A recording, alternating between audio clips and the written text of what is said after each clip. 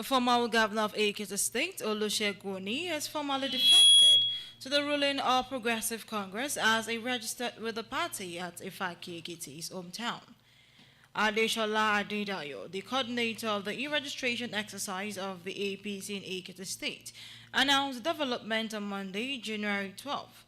He commended the former governor for defecting and officially participating in the ongoing e-registration exercise of the party.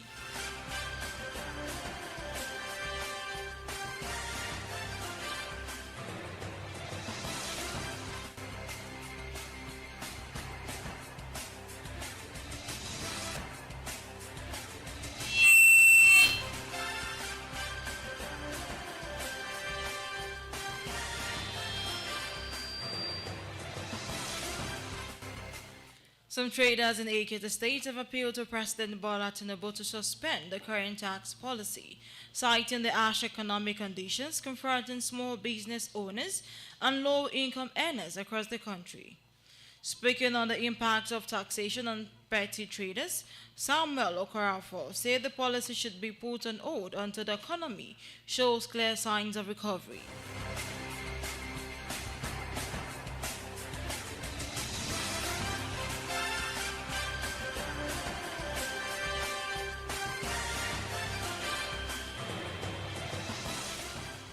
Lagos State has come up with a law to force men who accidentally make a woman pregnant to take full care of her until she gives birth. These include providing food, a place to stay, and hospital bills.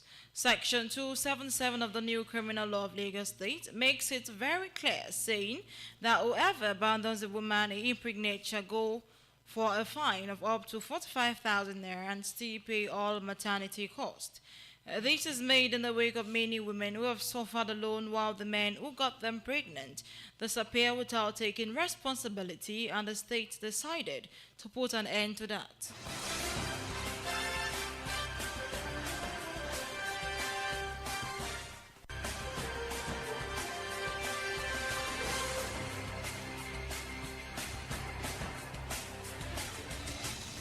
Meanwhile, renowned Nigerian author Chimamanda Ngozi Adichie has taken formal legal steps following the tragic death of a 21-month-old son, Kanu, as the lawyers officially wrote to the Lagos-based Uracare Hospital, where the fatal incident occurred.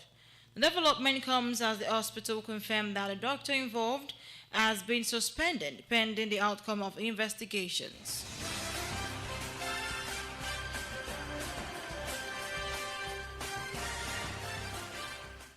A coal-laden truck conveying 38 suspected Northerners have been intercepted by the personnel of the Ondo State security outfit codenamed Amoteco in Akure.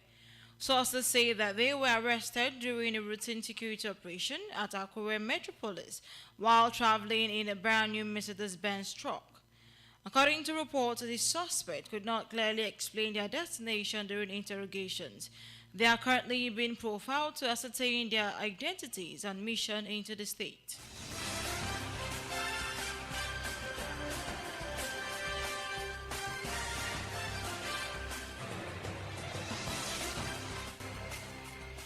The rift between two famous monarchs in Oyo State, the Alaafin of Oyo, Oba Abimbola Owande, and Olubado of Ibadan land, Oba Rashidi Ladoja, may have deepened.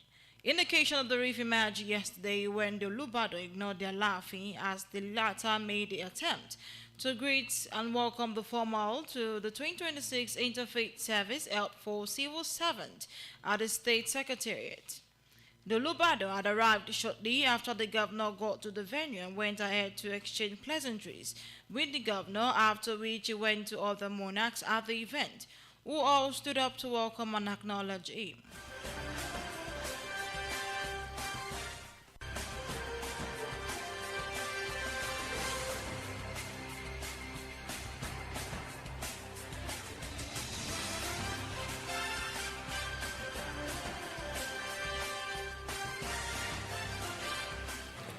Rivers State Governor Siminalayi Fubara is set to receive any formal notice of impeachment from the state House of Assembly 3 days after 27 lawmakers commenced impeachment proceedings against him and his deputy, Professor Ngozi Odu.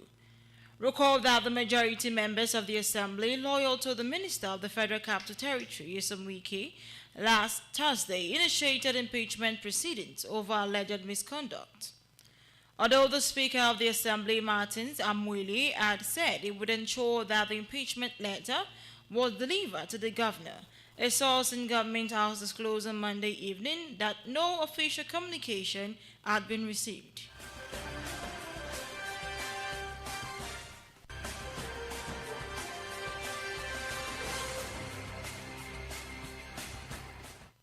Nigerian Ministry of Defense is set to receive 3.1 trillion naira in 2026 in federal government commitment to bolstering national security by fortifying the nation's modern warfare muscle and generally modernizing the country's military capabilities.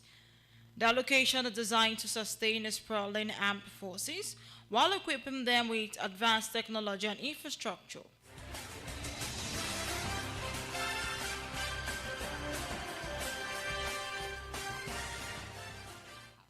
The federal government has launched a new Federal Government of Nigerian Savings Bond offer targeting retail investors with competitive interest rate and low entry requirements, according to a document released by the Debt Management Office on Monday. The offer issued on behalf of the federal government pursuant to the Debt Management Office Establishment Act 2003 and Local Loans Registered Stock and Securities Act is aimed at encouraging savings among Nigerians while providing a safe investment option backed by sovereign guarantee of the government.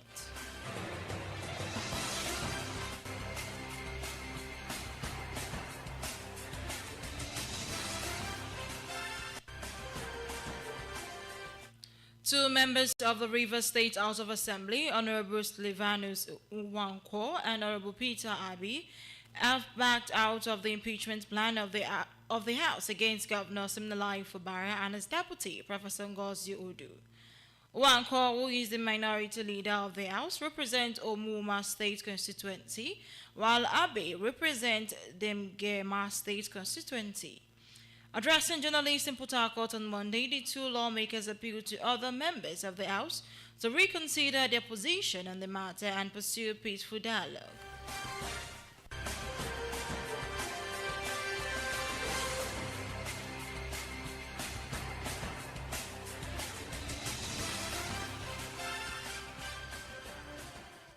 In business, the Nigerian Exchange Limited opened a new trading week on a positive note on Monday as strong buying interest across key stock lifted total market capitalization by 745 billion naira, reflecting improved investor sentiment in the equities market.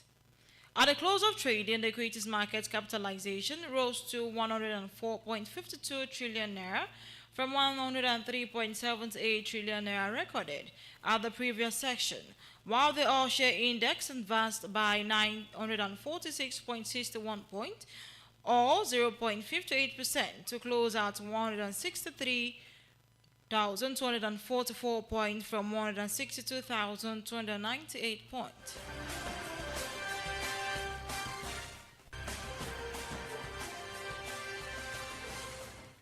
In entertainment, Nigerian actress Regina Daniels has gone public with fresh claims about her ongoing fallout with her estranged husband, Senator Nedi Nwoko.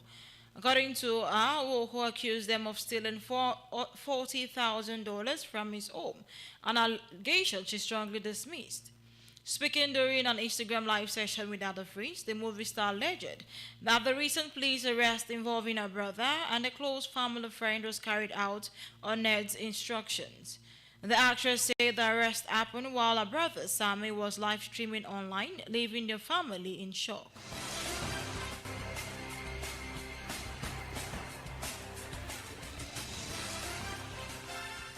Meanwhile, famous Nigerian content creator and actress Esther Thomas, popularly known as Sunshine, has died after undergoing surgery.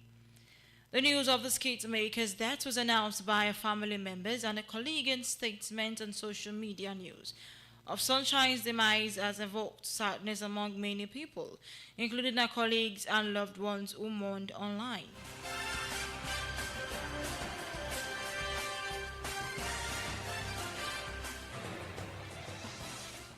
In sport, Nigerian midfielder Rafael Onyedika could be on the move this winter, with reports indicating that the Super Eagles star is edging closer to a transfer to Turkish giant Galatasaray. The 24-year-old has been one of Nigeria's standout performers at the ongoing AFCON 2025, catching the eye with his impressive performance, especially his eye for goal. Most notably with a quick-fire brace against Uganda in the group stage, which has piqued the interest of many top teams watching the tournament.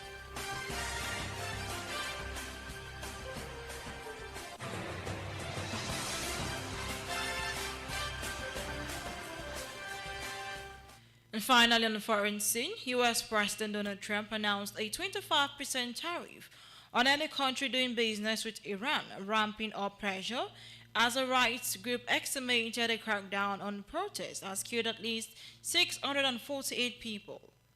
Trump, who has repeatedly threatened Iran with military intervention, said in a social media post on Monday that the new levies would immediately hit the Islamic Republic trading partners who also do business with the United States. Trump has been mulling his options on Iran, which has been rolled by more than 2 weeks of demonstration that have defied a near total internet blackout and lethal force.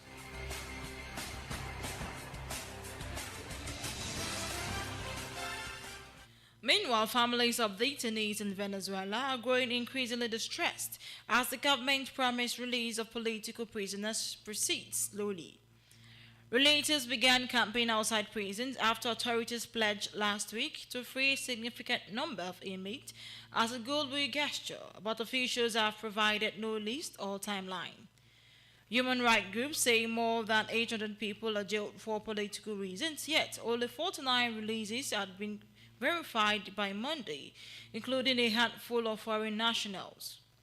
Rights advocates and the UN-backed fact-finding mission say the releases fall far short of demands for the immediate and unconditional freedom of all political prisoners, as families describe days of anguish and uncertainty over the fate and treatment of their loved ones.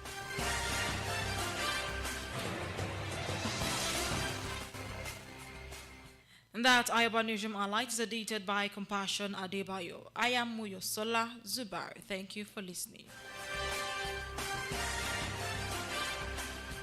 Number 1. There is something magical about those two words. For you to be number 1 radio station, you've got to be number 1 in the reading book of your listener. The number 1 station they can rely on for up-to-date news, sport news, maximum entertainment. If you turn it loud, I'm always there. I'm in your radio, I'm always there. The only station they can depend on anywhere, anytime, for everything. Talk of these qualities, and that's us you're talking about, because we see and we know better. Ayoba 95.1 FM, your number 1 lifestyle radio. Stay on the radio. I heard your mafia voice, stay on the radio. When I get that, yeah, stay on the radio. We hear rooting for you, stay on the radio.